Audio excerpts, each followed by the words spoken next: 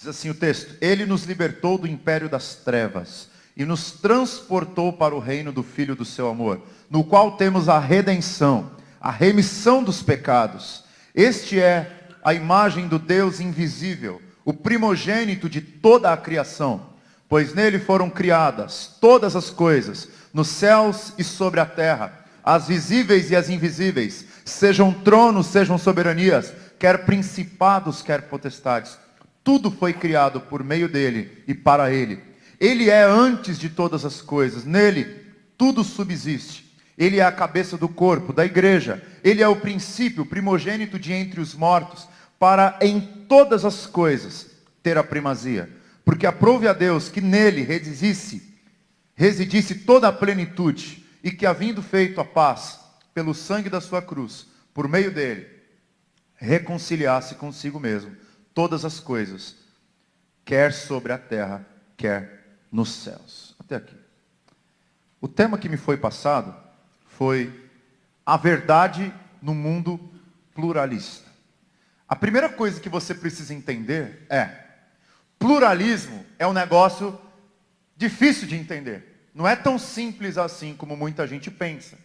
E eu estou aqui falando como teólogo, não como filósofo. Então, tenha paciência comigo se você estudou e tudo mais. Mas há uma diferença muito clara entre pluralismo e relativismo. Para muita gente não faz diferença nenhuma, mas isso é um equívoco. Por que faz diferença? Primeiro, porque pluralismo é uma coisa boa. Relativismo é uma coisa ruim. Se você não entendeu o que eu estou falando, preste atenção aqui. O que é pluralismo? Não foi uma invenção da modernidade, do século XIX, do iluminismo. Pluralismo sempre existiu na face da Terra. E sempre foi um princípio bom. O que é pluralismo? É uma ideologia, ismo. É uma ideologia que tem como princípio a seguinte ideia: nós concordamos que temos o direito de discordar. O pluralismo está baseado, fundamentado numa ideia: nós concordamos que temos o direito de discordar. Então, dentro do pluralismo, que é essa ideologia que prega que nós concordamos e que temos direito de discordar, existem vários aspectos de pluralismo. Existe o pluralismo social, por exemplo. O que é o pluralismo social? Que dentro de uma sociedade você pode ter diversos valores, diversos princípios, e eu não necessariamente tenho que discordar de você, e sim podemos viver em harmonia. Por exemplo, fulano gosta de loiras, eu gosto de morenas. Fulano gosta de Corinthians, eu gosto de Palmeiras. Fulano gosta de política, fulano gosta de filosofia, ou até mesmo coisas opostas, como por exemplo, fulano é de esquerda, fulano é de direita. E numa democracia pluralista, os dois têm o direito de conviver juntos, mesmo que discordando. Isso é parlamento. Parlamento são pessoas compondo o governo de um país, de uma cidade, sei lá, com o direito de discordarem uma da outra. E convivendo juntas. Relativismo não é isso. Relativismo é uma coisa mais danosa. Relativismo tem a ver com o fato de não haver verdade absoluta. Aqui é um problema. Porque o pluralismo não quer se preocupar com o conceito de verdade absoluta. Ele até entende que existem verdades. Existe a verdade A, a verdade B, a verdade C, a verdade para um, a verdade para outro. Porém, o relativismo, ele desconstrói a estrutura de verdade. Não há verdades.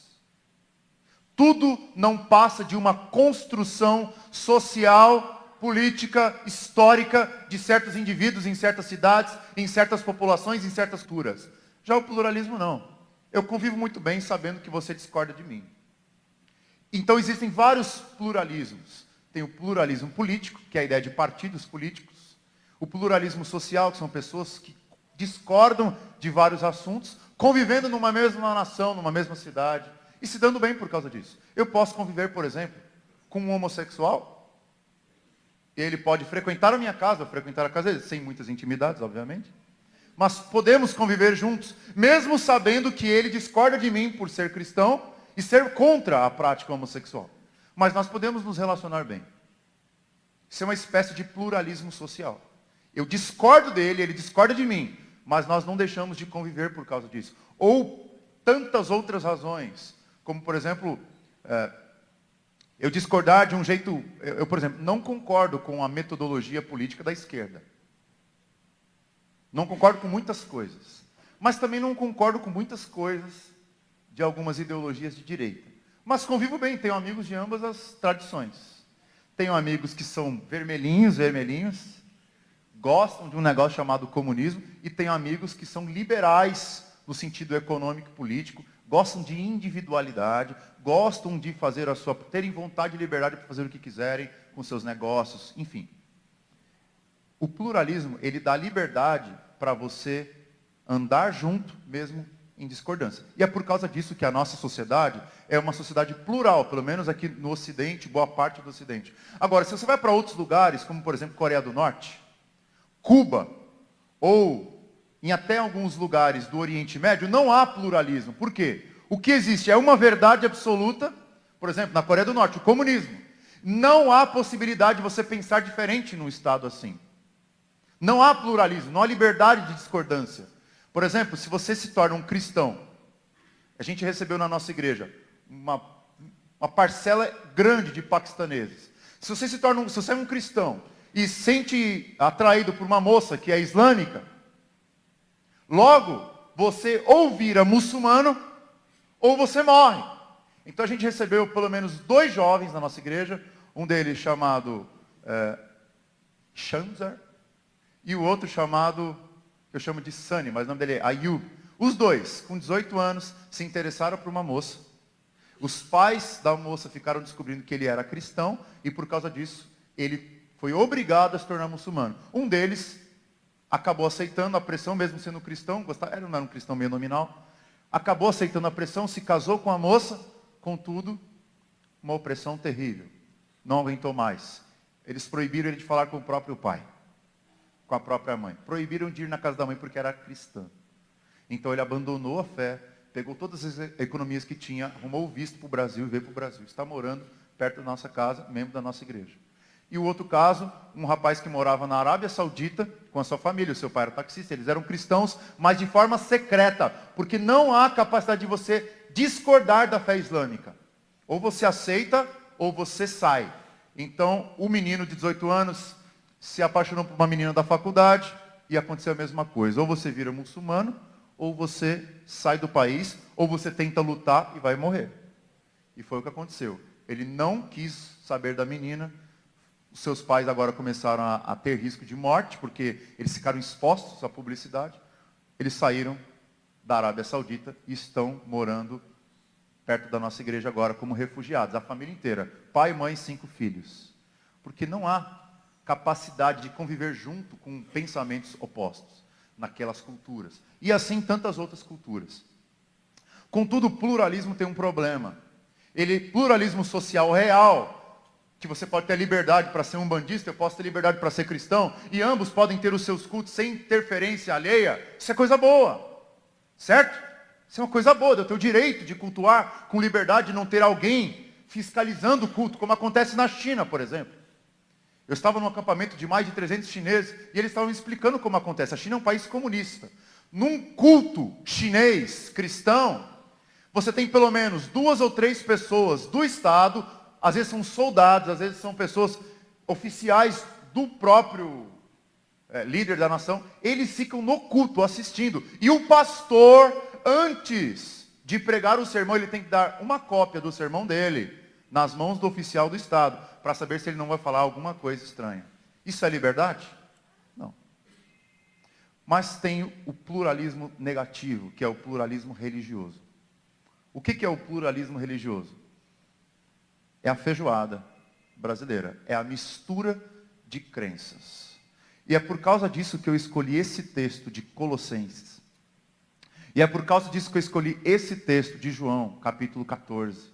Porque é aqui que as coisas vão se enfrentando. Nós vivemos num mundo não apenas socialmente pluralista, politicamente pluralista. Nós vivemos num mundo religiosamente pluralista. E o que é o pluralismo religioso? Um pouco parecido com o relativismo. Em que sentido? Todas as religiões, de alguma forma, elas precisam dar juntas. Socialmente não tem um problema.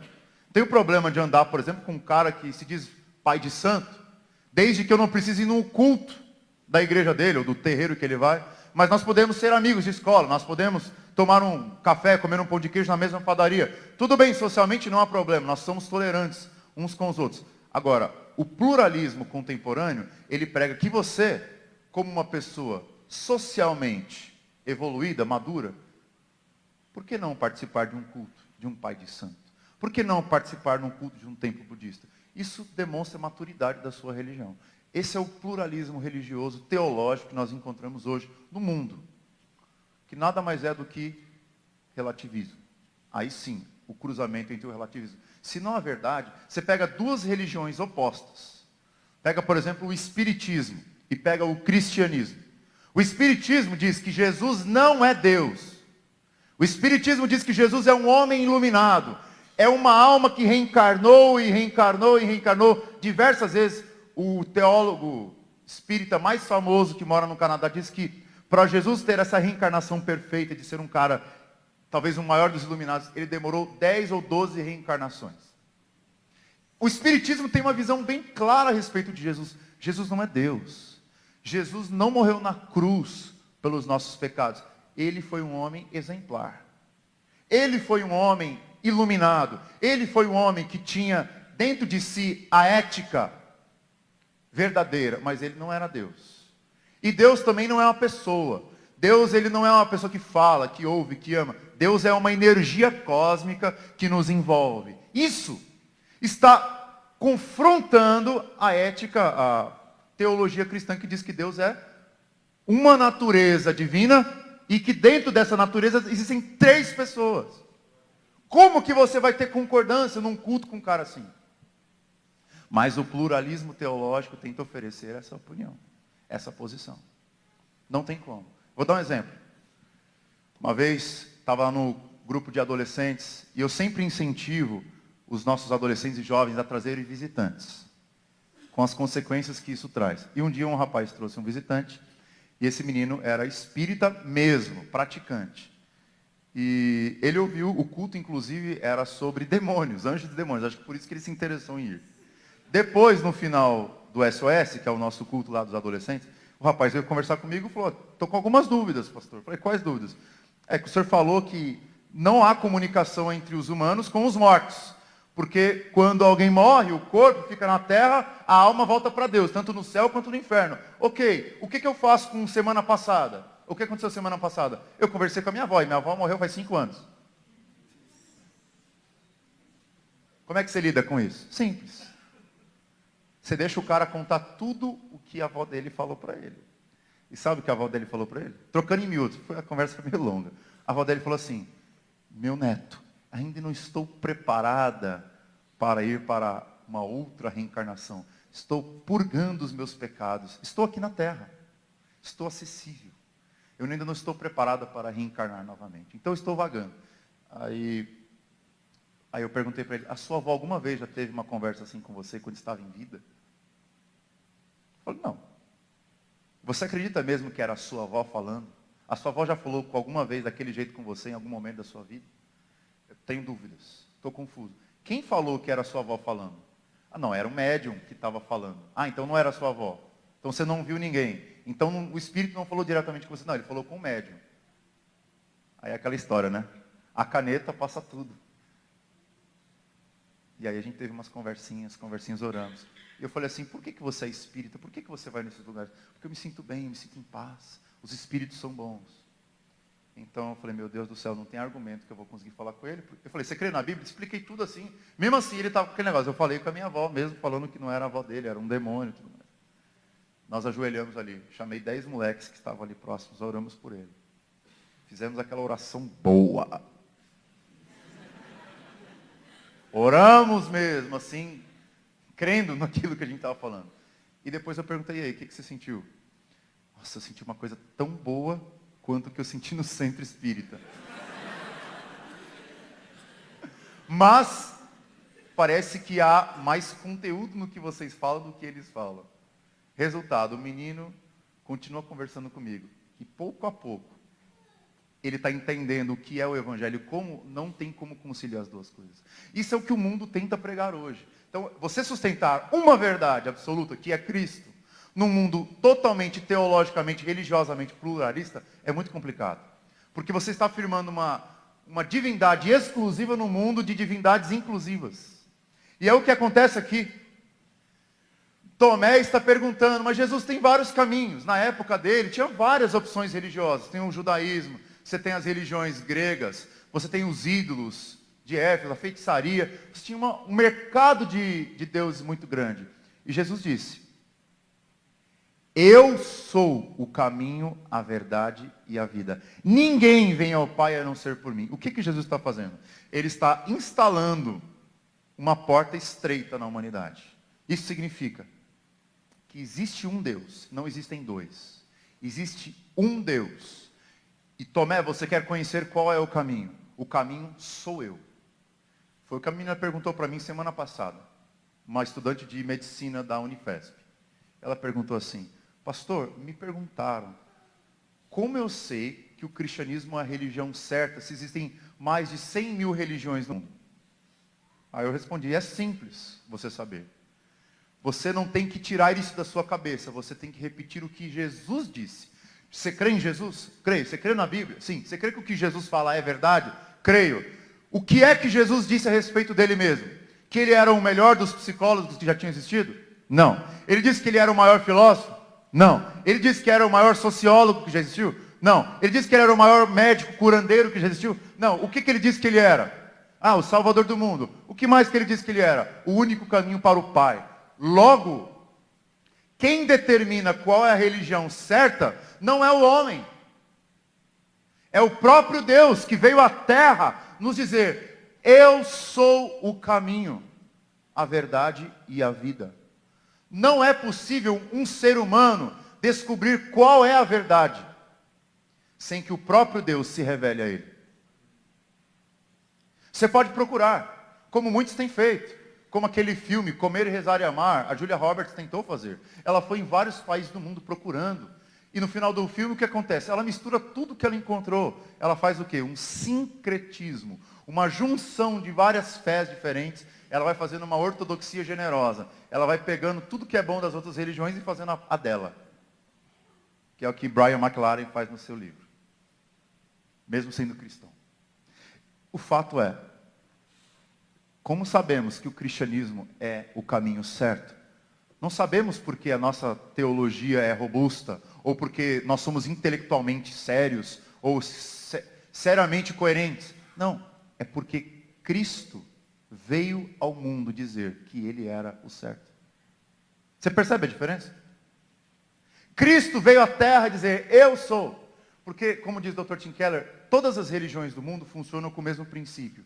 O princípio é, eu tenho que buscar a Deus, eu tenho que fazer boas obras, eu tenho que me esforçar ao máximo para Deus me aceitar, para Deus me receber no seu céu.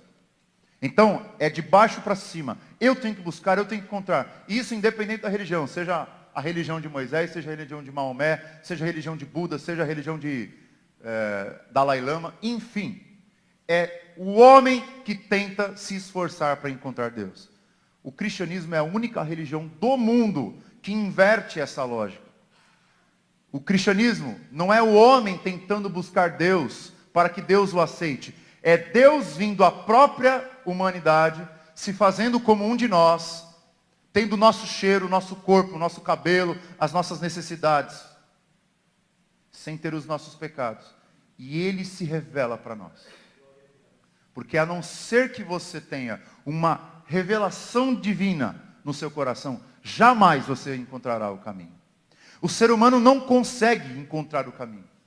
Por isso que nós entendemos que para conhecermos Deus, antes da razão, precisamos da fé. Foi difícil falar isso com um amigo meu. Ele queria que eu provasse para ele que o cristianismo é verdade. Mas eu disse para ele, você nunca vai crer racionalmente que o cristianismo é verdade, se primeiro você não tiver fé. A fé vem antes da razão. É difícil você entender isso. Eu não posso provar para você que o cristianismo é verdade. E você, sem ter prova nenhuma, pode saber que ele é verdade.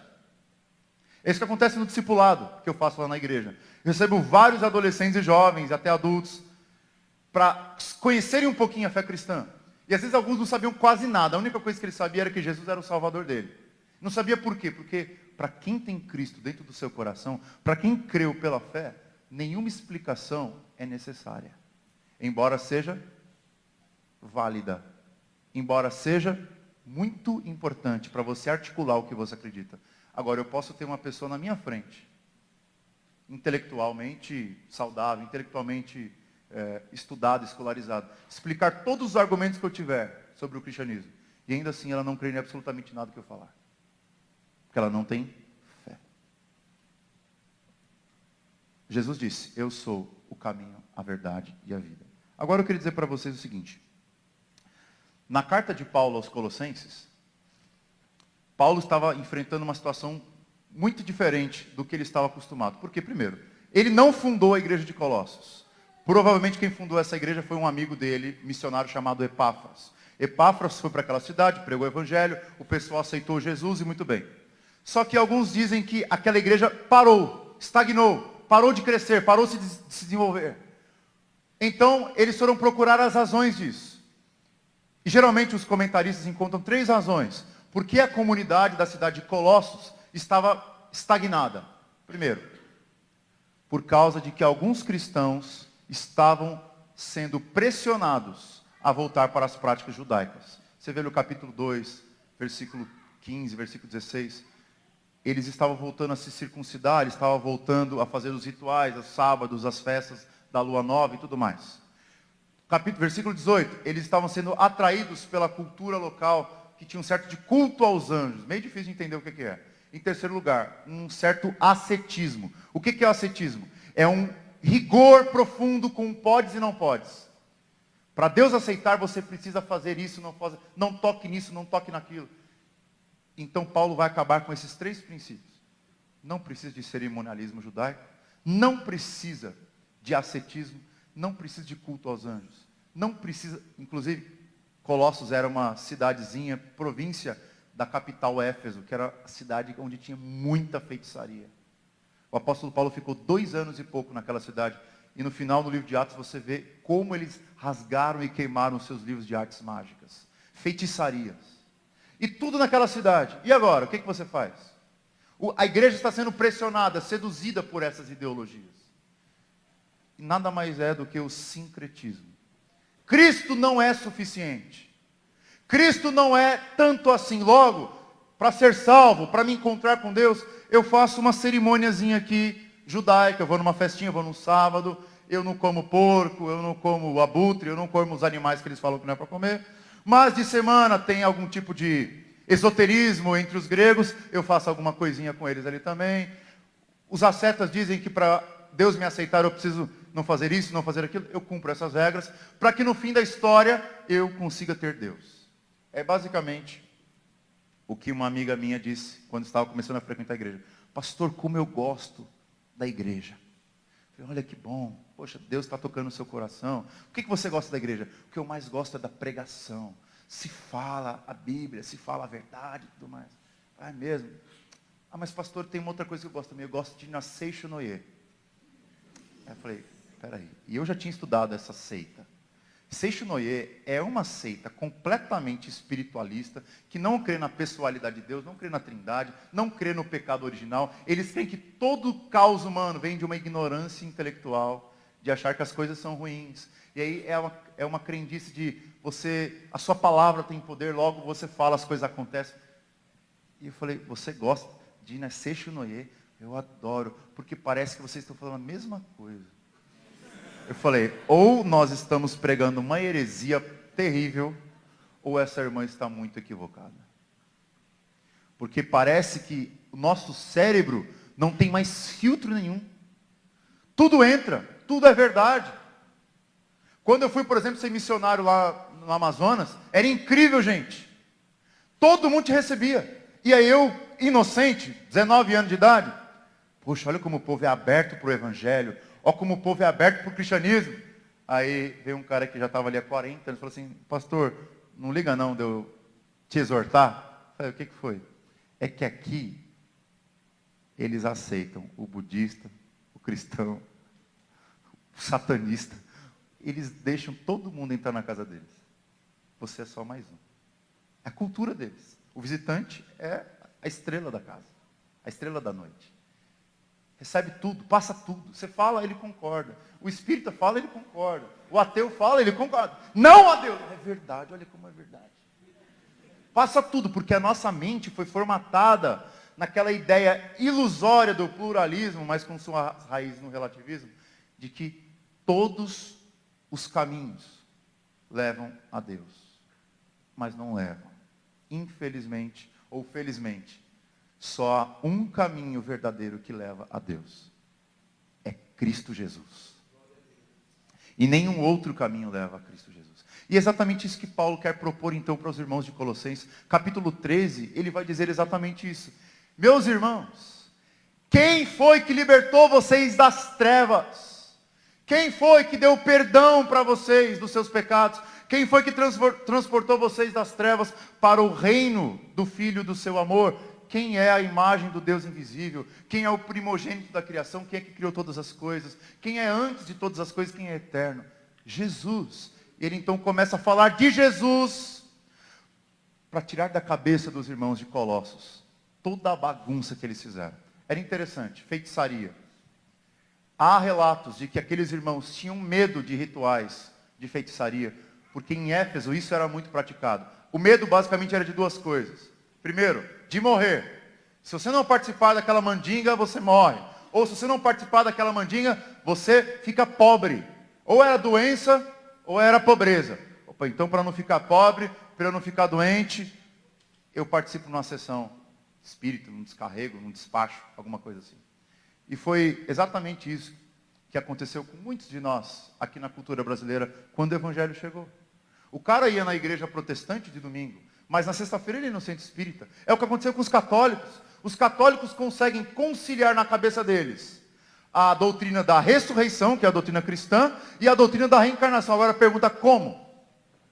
Se por um lado diz que quando Jesus voltar, nós receberemos o nosso corpo de volta, juntando com a nossa alma, a ressurreição do corpo. E o outro diz que quando você morre, a sua alma fica vagando e vai transmigrando de um corpo para o outro, e às vezes de mundo. Como conciliar as duas lógicas em conflito? Não tem como, mas eles conseguem. Por que conseguem? Porque a mente foi formatada. Passa tudo. Claro que não passa tudo. Teve um relato de um pastor muito conhecido no Brasil, que é o Robson Cavalcante. O pai dele foi espírita, kardecista, médium, não sei quantos graus de mediunidade. E ele era espírita roxo mesmo. Teve um dia que ele foi promovido a um deus egípcio. E sabe o que aconteceu? Depois de tamanha agressividade intelectual, ele foi promovido a um deus egípcio. Ele mesmo decidiu abandonar a fé espírita, entendendo que aquilo era obra de Satanás. Olha só, gente. Até mesmo gente lá do espiritismo. Teve um caso que aconteceu na nossa igreja que foi sensacional. Um cara chegou na igreja outro dia, eu estava pregando, o cara começou a chorar no meio do sermão. Eu não entendi por quê. Aí depois eu fui conversar com ele. Eu falei, o que foi que você está chorando? Você não para, você acalma, cara, vamos orar. Aí sabe o que ele falou? Não, pastor, é que eu estava numa cartomante. Você estava numa cartomante, cara. O que você foi fazer lá?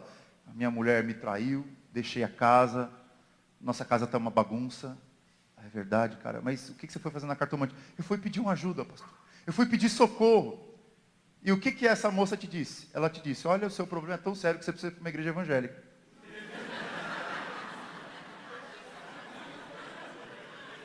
Quando Deus quer, até a cartomante evangeliza, cara. E o cara foi para a nossa igreja, ouviu o evangelho, aceitou Jesus. Você consegue acreditar nisso? Porque é Jesus que liberta das trevas. Só há um caminho. E às vezes até os ímpios percebem isso. Que o caminho deles é um caminho de morte, de confusão, de ilusão. Às vezes, infelizmente, não. Eu queria dizer então, como saber que o cristianismo, que Jesus é a verdade num mundo tão confuso? Como saber que Jesus é a única verdade? Primeiro, dois princípios bem claros.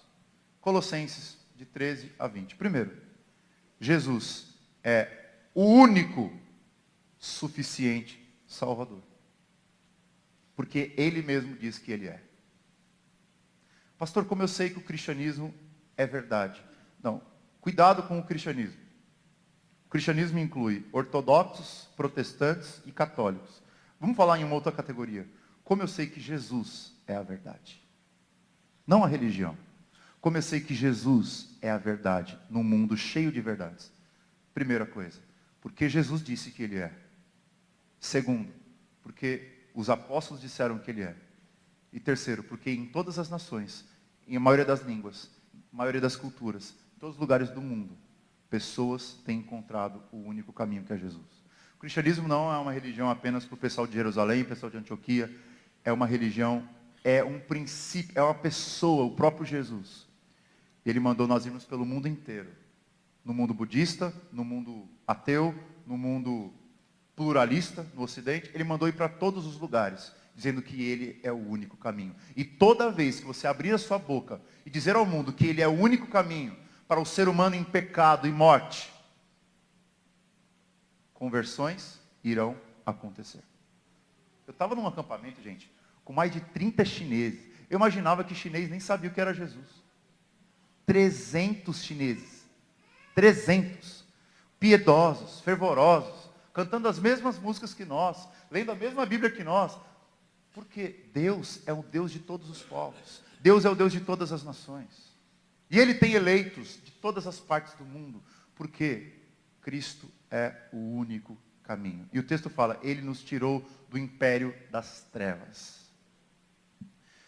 Isso é uma palavra usada num contexto de guerra.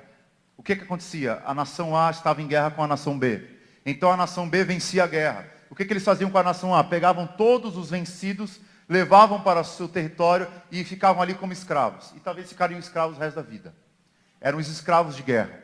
Então, para alguém libertar esse escravo da outra nação, ele tinha que fazer um processo muito difícil, que era um processo de redenção.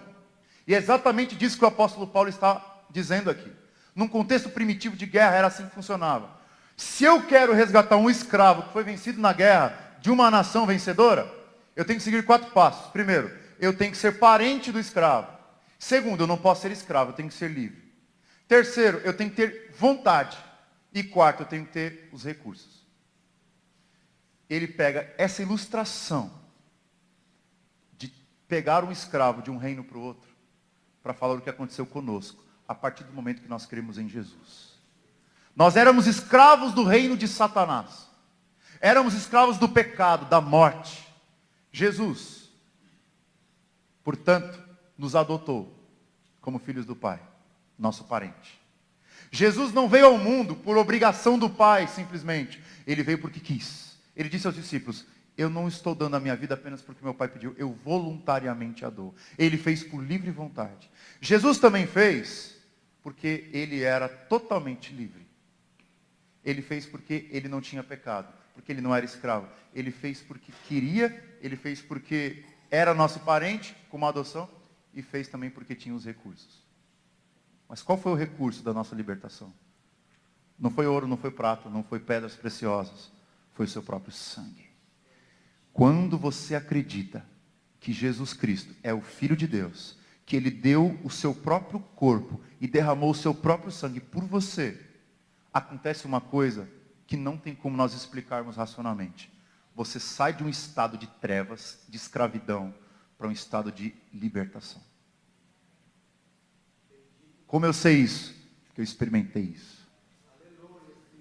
Com 14 anos, gente, como você pode imaginar um cara, com cabelo grande, tocador de heavy metal, cara louco, batia na mãe, ateu, tentou suicídio 4 vezes, o pai morreu porque era alcoólatra, chegava com a cabeça rachada, de tanta garrafada que ele tomava em boteco, um cara revoltado com a vida, não queria saber de absolutamente nada a não ser mulher, farra, briga.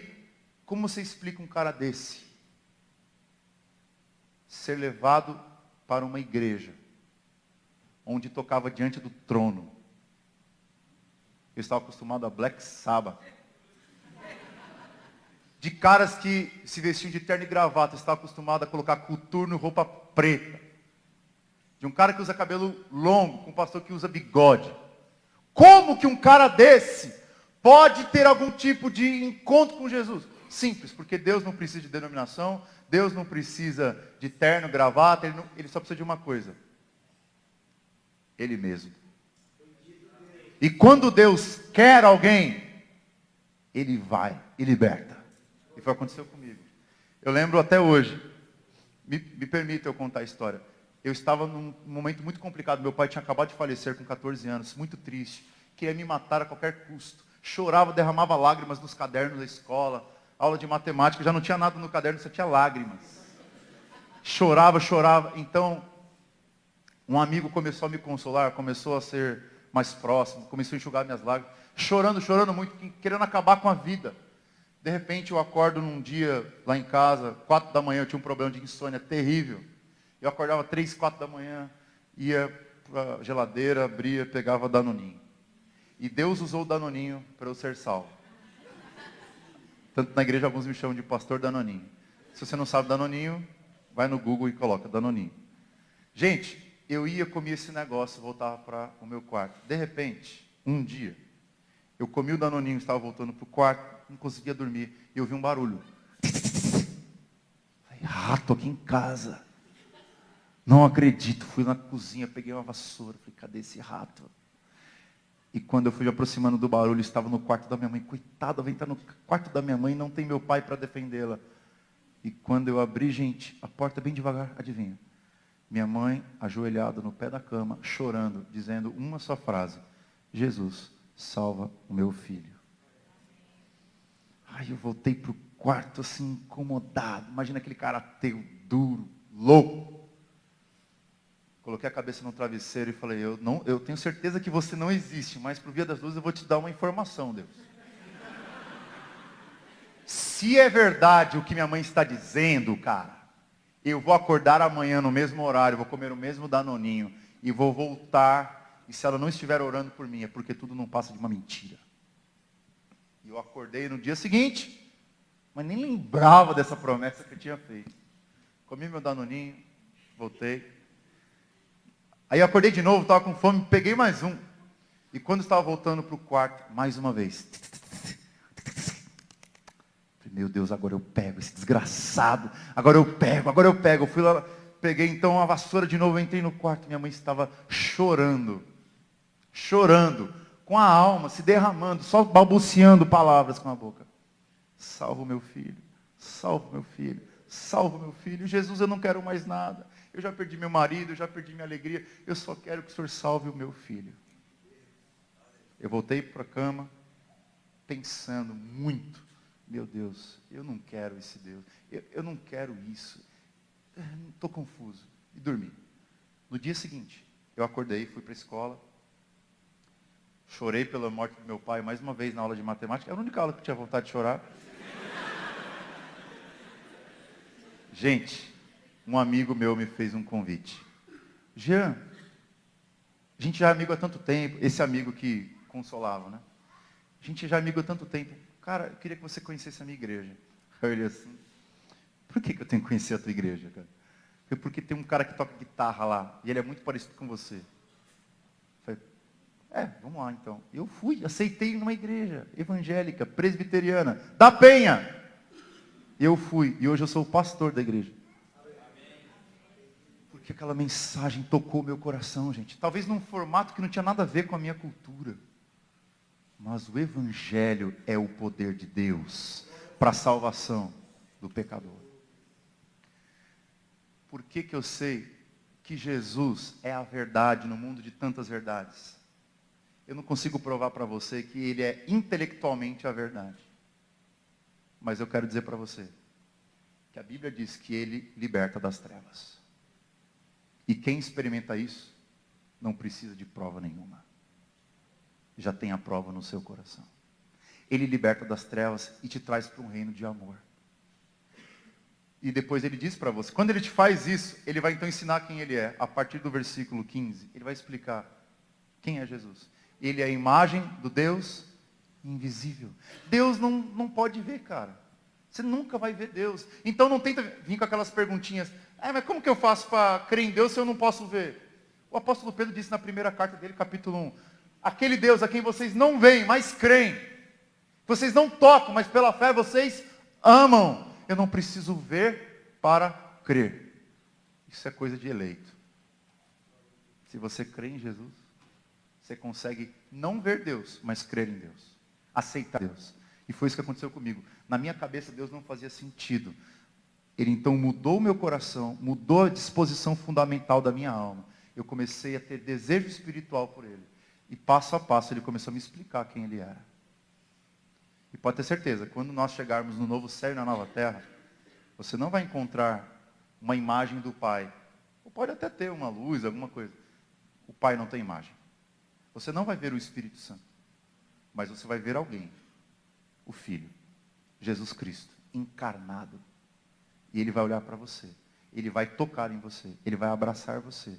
E o livro de Apocalipse, capítulo 20, diz que Ele vai com as suas próprias mãos enxugar dos teus olhos todas as lágrimas. E você viverá eternamente com Ele. Num novo céu, numa nova terra, com o corpo glorificado. Para sempre, sem pecado, sem morte, sem choro, sem pranto, sem dor. Para sempre. Eu não consigo explicar para você perfeitamente, logicamente, para você crer. Você pode crer, e depois Ele vai te explicando. Ele é a imagem do Deus invisível. Ele é eterno. Ele é antes de todas as coisas. Depois eu entendi que foi Ele que criou todas as coisas, nos céus e na terra, sejam poderes, sejam soberanias, principados, potestades, tudo isso que está aqui na carta de Colossenses. Ele é o primogênito de entre os mortos, porque Ele foi o único que ressuscitou dos mortos com seu corpo e não morreu de novo. Elias ressuscitou uma pessoa, a pessoa voltou à vida, mas morreu novamente. Eliseu da mesma feita. Jesus ressuscitou Lázaro, mas Lázaro morreu de novo. Jesus é o primeiro que morreu e não morreu de novo. Ele morreu, ressuscitou e continua vivo para a glória do Pai. E nós temos também essa promessa. Então, gente, é um negócio muito maravilhoso quando você entende o Espírito Santo. Mesmo quando você não consegue explicar totalmente bem a fé cristã, o Evangelho. E para encerrar, então, como é que eu sei que o Evangelho, como eu sei que Jesus é o único caminho, é a única verdade? Primeiro porque Ele disse. Porque é o único caminho que traz libertação. E porque quando você encontra a libertação, Ele te explica quem Ele é. Os discípulos estavam perguntando para Jesus, Jesus, mostra-nos o Pai e basta. Filipe, estou tanto tempo com você, cara. Você ainda não percebeu que quem olha para mim vê o Pai. Por que você ainda está perguntando? Encontre a mim. E respostas não serão mais necessárias. Encontre-se comigo. Eu te explico no caminho. Para terminar. Tem uma menina da igreja. Eu sempre aconselho os nossos jovens lá da igreja. Não namorem, não casem com incrédulos. Primeiro que a Bíblia tem uma ordem específica sobre isso. É julgo desigual. Porém, infelizmente, muitos deles teimam em querer arrumar namorados, esposas, maridos, fora da igreja. E foi o que aconteceu com uma menina da nossa igreja. E ela então começou a namorar com o cara. E eu, sabendo disso, fui conversar com ela e falei, filha, quem é esse cara? Ele crê em alguma coisa? Olha, pastor, ele é ateu. Falei, boa escolha. Boa escolha. Olha, já pensou? Você tendo o primeiro filho. E aí, aquele filho vai crescendo. Aí você diz, marido, vamos levar para a igreja?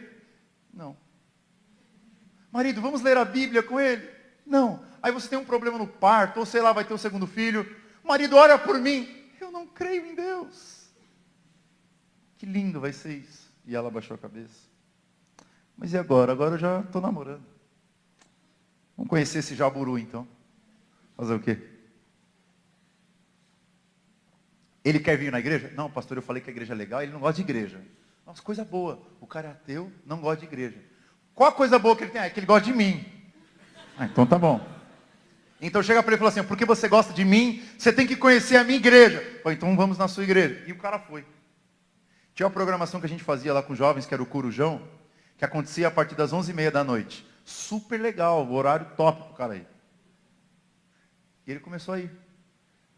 Gustavo foi e tal, risonho, jornalista, cara super inteligente, ganha o próprio dinheiro, cara top. Gente boa, boa praça, assim. Fomos conversando, comer um pão de queijo, comer um negocinho e tal. Chegou na hora da palavra, eu dava a palavra, olhava para ele ficava assim.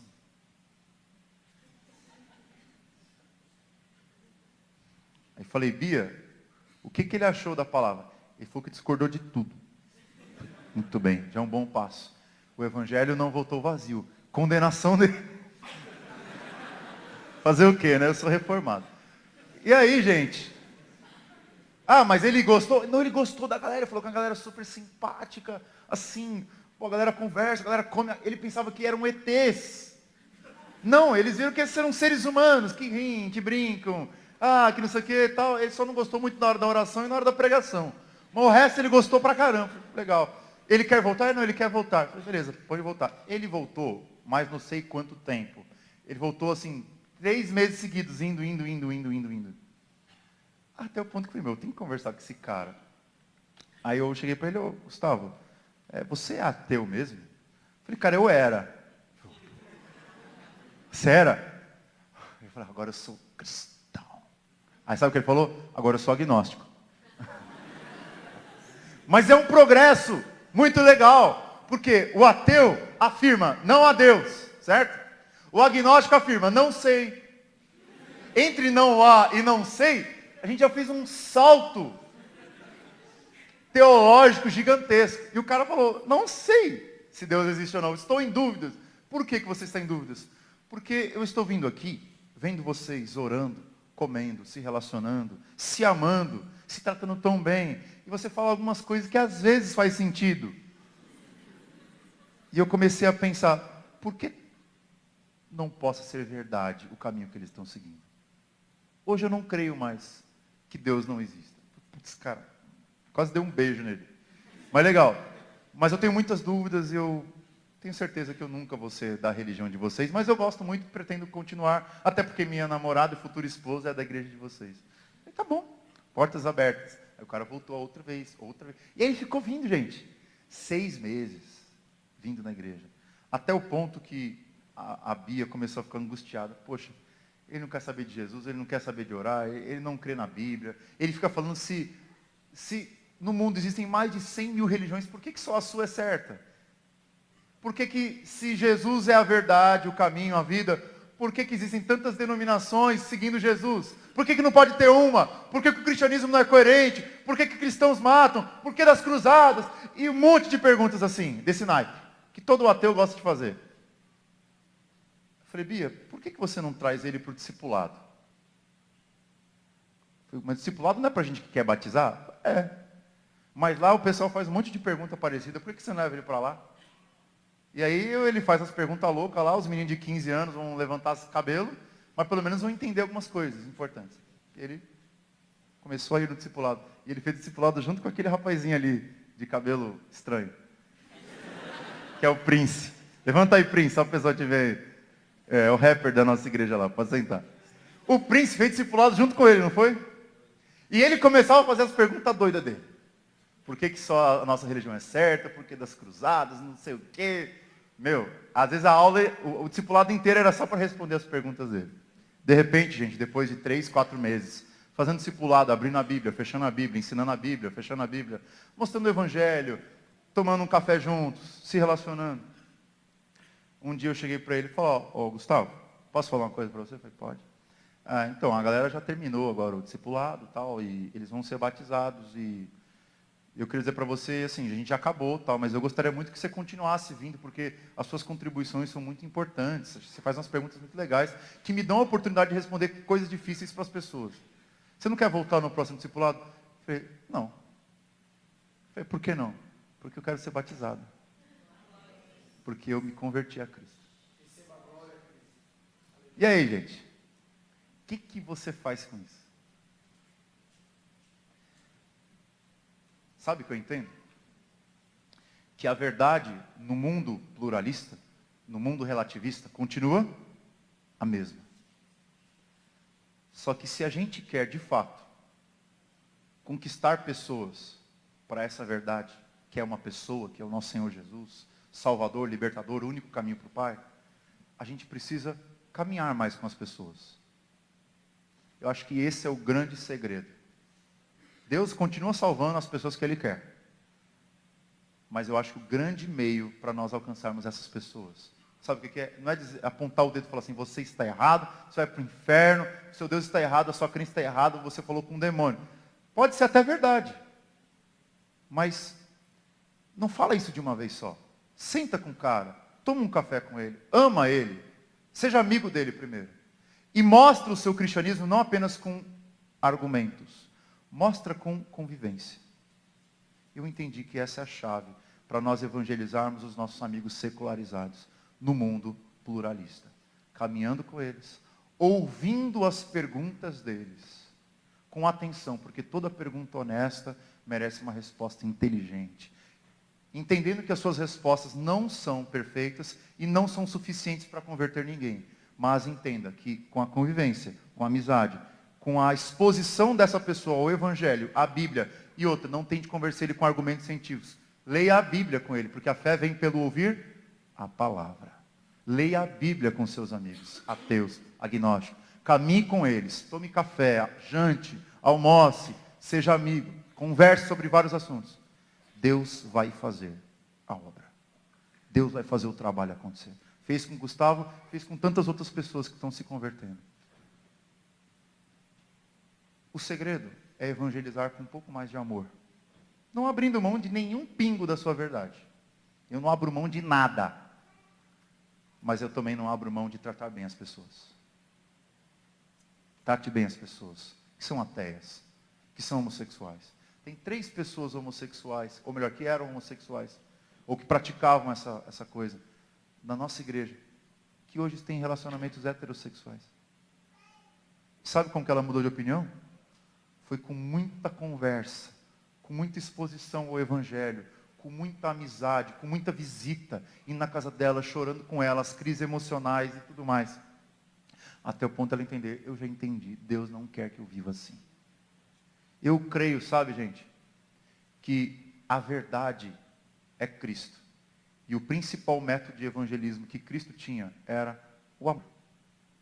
Ele alimentava as multidões com pão e falava com elas a respeito da verdade.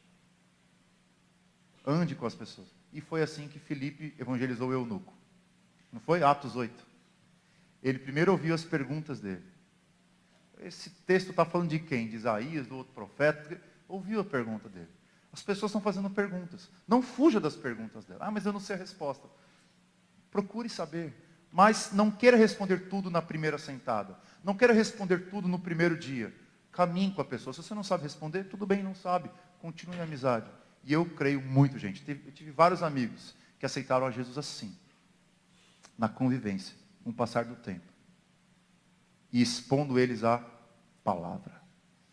Argumentos não servem para que uma pessoa creia. A palavra serve, porque é um dom de Deus. E a fé vem pelo ouvir a palavra. E depois que ele entendeu a palavra que ele creu, aí você pode explicar tudo o que você quiser. Que aí ele vai crer, ele vai entender. E eu queria desafiar vocês a serem missionários da verdade nesse mundo tão pluralista e relativista que nós vivemos. Eu queria desafiar vocês. Quem aqui, levante a mão, ou uma de suas mãos, quem tem um amigo que é complicado, não aceita a verdade de Jesus, não aceita a Bíblia, levante sua mão aí. Um cara complicado, pluralista, relativista, sei lá o que ele é, ateu, agnóstico. Levante a mão. Eu queria desafiar você a fechar os seus olhos agora, abaixar sua cabecinha e, inspirado em tudo isso que a gente falou, apresentar essa pessoa diante do Senhor. Pode ser seus amigos de coração. Pode ser aqueles amigos que estudaram com você, minha esposa, que certamente está pensando na Gabriela, que estudou com ela a vida inteira e ela não aceita Jesus, ela é ateia. Ore por essa pessoa. Mas eu queria que você orasse em 2 direções. A primeira, você entregasse ela para o Senhor. Senhor, toca o coração dela. Ama, põe o teu amor no fundo da alma dessa pessoa. Coloca, Deus, o teu Santo Espírito dentro dessa pessoa. Porque eu posso falar o que eu quiser. Eu posso pregar o Evangelho brilhantemente bem. Se se ela não tiver o Espírito Santo, ela não irá crer. Porque o Espírito Santo a fé é um dom de Deus. Peça em primeiro lugar, Deus, coloca o teu Espírito Santo nele, em nome de Jesus. Eu sei que Deus, não cabe a mim dizer quem é eleito, quem deve ser salvo, quem não deve. Mas Deus, eu quero, eu sonho, eu desejo, do fundo da minha alma, que esse meu amigo, que essa minha amiga, tenha um encontro profundo com Jesus. E Deus, usa as minhas palavras. Usa, Deus, o meu amor, a minha convivência. Usa, Senhor, o pouco que eu entendo da Escritura. Mas o poder é teu, Deus. Nós queremos apenas abrir a jaula e o teu Santo Espírito, como um leão, romper todas as barreiras desses corações. Deus, não por nossa causa, mas por amor do teu nome, para que os povos te conheçam, para que as nações abram os olhos e para sermos mais simples, para que as pessoas que nós tanto amamos, que estamos anos e anos falando do Evangelho, Deus, que a hora delas chegue. Nós queremos. Eu quero, Deus, a Gabriela, amiga da minha esposa, para Cristo. Senhor, traz esse coração para Ti. Eu quero o Roberto, meu amigo de infância, para Cristo. Traz ele em nome de Jesus. O Senhor pode. O Senhor tem todo o poder. O Senhor é soberano. E nenhum coração, por mais duro que seja, consegue resistir à Tua maravilhosa graça. O Teu amor nos constrange. O Teu amor é penetrante. O Teu amor não é apenas de ouvir falar. O Teu amor é de experimentarmos. Eu quero, Senhor, em nome de Jesus, que essa noite, corações de amigos nossos sejam tocados. E que amanhã, nós possamos nos levantar da nossa cama, entendendo que algo novo pode acontecer entre os nossos amigos. Algo novo pode acontecer entre os nossos familiares, através de uma mensagem, de uma oração, através de um compartilhamento. Faz alguma coisa diferente, Jesus. É o pedido que eu tenho. Porque nós jovens, Deus, nós temos tanta angústia dentro da nossa alma, de às vezes sermos cristãos sem os nossos amigos. De vermos nossos amigos indo para o inferno, com a sua confusão intelectual, emocional e principalmente confusão e perdição espiritual. Ó Deus, coloca a Tua mão sobre essas pessoas, em nome de Jesus. É o desejo profundo do meu coração. Amém.